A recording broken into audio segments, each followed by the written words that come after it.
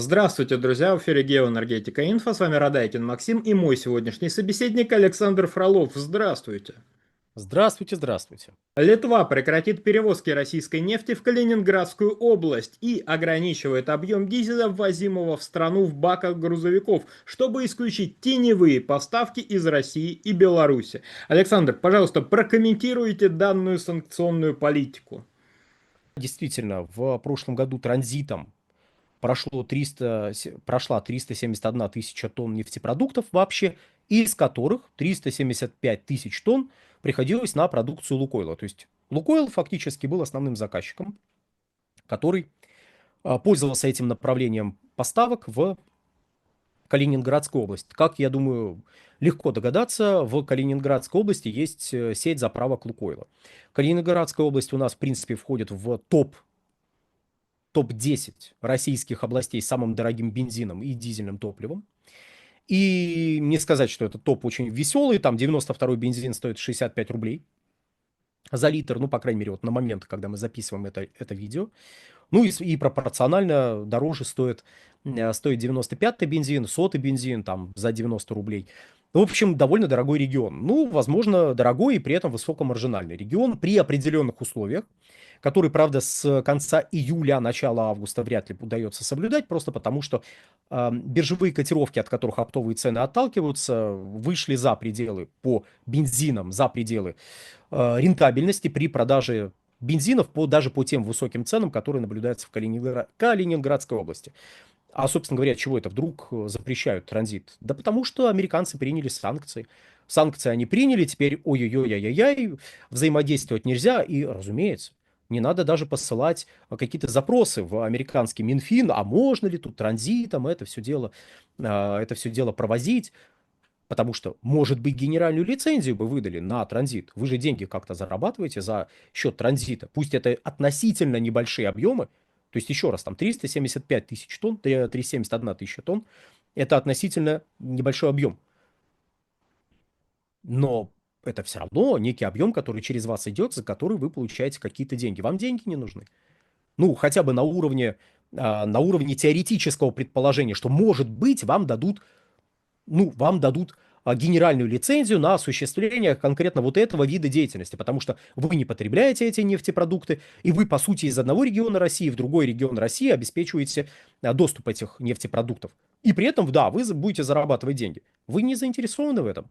Ну, судя по новости, еще раз, только по новости, которую мы прочитали по этому поводу, мы можем сделать вывод, что такого запроса не было. Либо про него почему-то не стали упоминать. И теперь до конца ноября, там до 21 числа, нужно все сделки, связанные с вот этим транзитом, прекратить. Можно было бы до этого времени постараться генеральную лицензию еще раз получить на этот самый транзит. Пусть вам бы отказали, но вы хотя бы попытались. А там мало ли, вдруг. Что касается того, как это теперь будет происходить, во-первых, все это не означает, что в принципе нефтепродукты транзитом не будут идти. У нас есть неподсанкционные нефтяные компании. Не обязательно даже нефтепродукты будут произведены непосредственно Лукойлом. Он может купить нефтепродукты у другой какой-нибудь компании. Еще раз, 300, там, что Лукойл поставлял, 345 тысяч тонн, это относительно немного. Можно купить у какой-нибудь Татнефти, Татнефти. Какой-нибудь компании. Да, она чуть дальше располагается, но почему бы у нее не купить? И не поставить это топливо, опять же, транзитом. А можно воспользоваться морским транспортом. Я слышал, что Калининградская область имеет выход к морю. И чисто теоретически эти 345 тысяч тонн можно было бы отправлять, используя морской транспорт. Возможно, конкретно сейчас, конкретно на эту схему взаимодействия будут переходить. Ну, а железнодорожникам Литвы мы передаем большой привет. Ну, хотя, почему им передаем большой привет? Передаем привет государству Литва в первую очередь, потому что деньги этому государству явно не очень нужны. А почему мы каждый раз про деньги, хотя на самом деле тут нужно говорить о чем-то возвышенном? Ну, потому что конкретно эти люди зарабатывают деньги, и они демонстрируют поведение, которое говорит о том, что либо о том, что деньги им не нужны, либо о том, что государственная политика вообще не направлена на развитие своей экономики и даже на ее поддержание. Я бы на месте граждан Литвы задумался бы о такой государственной политике. Возможно, она реализуется вам не на пользу. Но это только предположение. Но еще раз, Калининградская область, я думаю, свои нефтепродукты получит. Точно так же, как Калининградская область может получать природный газ в сжиженном виде, точно так же, как Калининградская область может получать иные виды топлив, которые туда поставляются и там потребляются. Вот. Поэтому тьфу-тьфу-тьфу за Калининградскую область не переживаем. Так вот, правительство Литвы заметило, что грузовики, которые заезжают со стороны России и Белоруссии, заезжают с полными баками, а выезжают с практически пустыми баками. То есть они выезжают с территории, скажем, России, едут через Литву куда-то в сторону Калининградской области, каким-то чудом куда-то девается дизельное топливо из их баков. Нет, так-то перевозка нормально, все. То те объемы, которые они в принципе везут, ну если вдруг они везут дизельное топливо, к ним вопросов нет. Вопросы к бакам. И вот из этих баков дизельное топливо по дороге куда-то девается. Литвы не так много.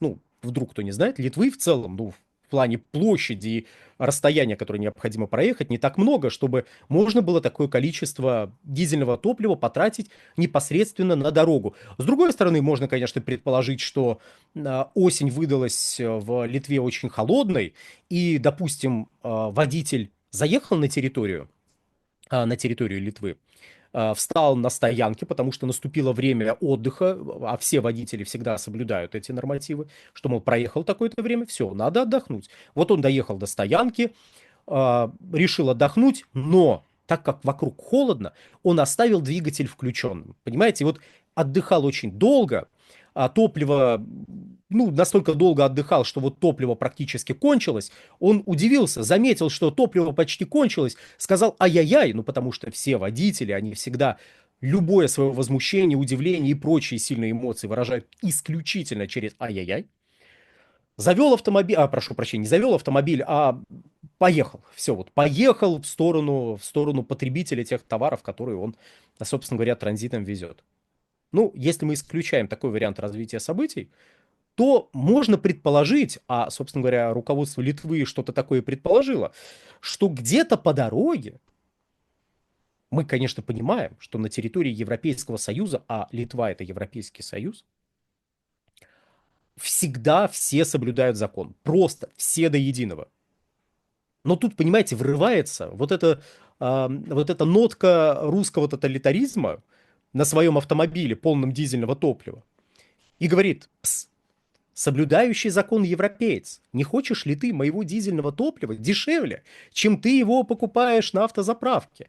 И вот тут, понимаете, что-то ломается в душе законопослушного европейца, и законопослушный европеец говорит: да, хочу немножко дизельного топлива по цене ниже, чем я могу заправиться на своих заправках. Для понимания ситуации, в момент, когда мы записываем этот ролик, в пересчете на доллары за литры, литр дизельного топлива в Литве стоит 1,7 доллара. Это много. Для понимания ситуации, в России, ввиду укрепления рубля и ввиду того, что, ну, дизельное топливо в 2024 году настолько сильно подорожало, что в 2025 дорожает очень медленно и очень слабо, так вот, дизельное топливо сейчас у нас в среднем стоит примерно 90 центов. То есть тут 1,7, у нас 0,9. И вот на эти 0,6 прошу прощения, и вот на эти 0,8 разницы все и живут. Ну, то есть вы заезжаете на территорию, где-то теряете какой-то объем топлива. Может 100 литров, может 200 литров. Ну, вот где-то вот вы их потеряли. Возникает некоторая прибыль, которую вы получаете от этого акта. И вот чтобы не теряло деньги государство, потому что оно же получает деньги каким-то, акцизы, например, от реализуемого на территории Литвы топлива. Оно же получает, в принципе, какие-то налоги от автозаправочных станций. Вот чтобы вот это все не терять, вводится ограничение, мол, вы можете ввести на нашу территорию в баках 200 литров. Там ограничения, они исходят из тех ограничений, которые уже действуют в Латвии, по-моему, и в Польше. Польша говорит не более 600, Латвия говорит не более 200. Ну, понятно, что на Польшу с ее расстояниями ориентироваться немножечко бессмысленно, поэтому ориентируются на Латвию. Поэтому говорят, ну, хорошо, 200, вот ввозите, все, больше не надо. Этого вам должно хватить. Этого хватает, ты проезжаешь, ну, все, пожалуйста. Ты проехал, ты явно не слил топливо, и ты молодец. Ну, по крайней мере, мы добились того, чтобы ты был молодцом. То есть в этом плане, казалось бы, дурь, особенно когда у нас, вот, там они будут регулировать при транзите в Калининградскую область, но за этим, в общем-то, достаточно понятное соображение стоит.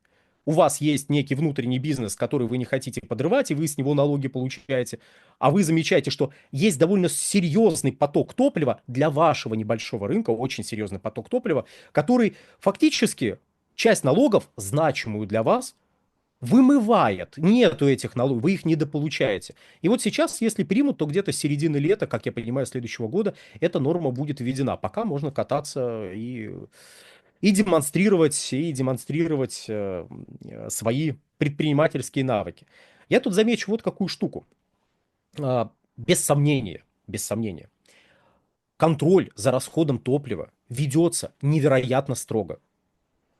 Когда мы на этом канале начинаем говорить о том, что, ребята, есть такая штука, газомоторное топливо, может быть, оно не очень активно внедряется, потому что, допустим, в сельском хозяйстве, потому что, ну, газ не сольешь.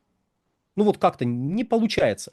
К нам приходят люди, говорят, да что вы такое говорите? Да расход топлива, он сейчас строго, просто строжайшим образом контролируется, потому что одна система, вторая система, третья, пятая, десятая, и все эти системы не позволяют водителю что-либо сделать с этим самым топливом. Ну, значит, правительство Литвы действительно занимается какой-то ерундой, и никакое топливо на территории Литвы не попадает, не идет мимо заправок, или идет через заправки, ну, как бы немножечко мимо фискальных органов вот идет. Значит, ну, как бы, да, все, контроль за топливом настолько прекрасен, что никакие методы дополнительные уже не нужны. Вот, а развитие альтернативных видов моторных топлив идет так медленно, ну, просто потому, что они нас никоим образом не интересуют. Видимо, все поэтому. У меня, правда, есть один знакомый, который описывал мне пару механизмов, как можно обойти вот этот вот строжайший контроль. Но он, наверное, тоже ошибался. Я, разумеется, озвучивать эти механизмы здесь не буду, тем более, ну, очевидно, благодаря нашим комментаторам, становится очевидно, что мой знакомый фантазировал. Вот, поэтому зачем я буду его фантазии какие-то на широкую аудиторию распространять? Вот. И здесь я замечу вот какую штуку. С одной стороны, то есть, с одной стороны, решение руководства, если оно будет принято, понятное, ну, обоснованное и лишний раз напоминающее, что, ну, как бы топливо в Российской Федерации довольно дешевое. Я знаю довод о зарплатах. Спасибо. Я знаю довод о зарплатах. Он неприменим к ситуации, когда вы в кавычках контрабандой топливо перевозите к вашим соседям, у которых топливо гораздо дороже. Зарплаты у них выше. Я опять же это знаю. Мы описываем конкретную экономическую ситуацию и предполагаем, что борются, ну, вот с неким нелегальным ввозом топлива. А, как, собственно говоря, Максим совершенно верно заметил, баки у тягачей, они немножечко больше, чем у легковых автомобилей. Если для легкового автомобиля 75-80 литров это что-то, ну, вот прям уже ох-ох-ох, то для баков тягачей это, да, это не серьезно. Александр, большое спасибо за комментарий, друзья. Подписывайтесь на Геоэнергетика Инфо в Телеграм, подписывайтесь на Телеграм-канал Александра Фролова, ссылки будут в описании и закрепленном комментарии. Там же будут реквизиты для желающих финансово поддержать наш проект, чтобы мы дальше также бодро вещали на всех площадках без монетизации, исключительно благодаря вашей финансовой поддержке на Sponsor.ru. Спасибо, до новых встреч!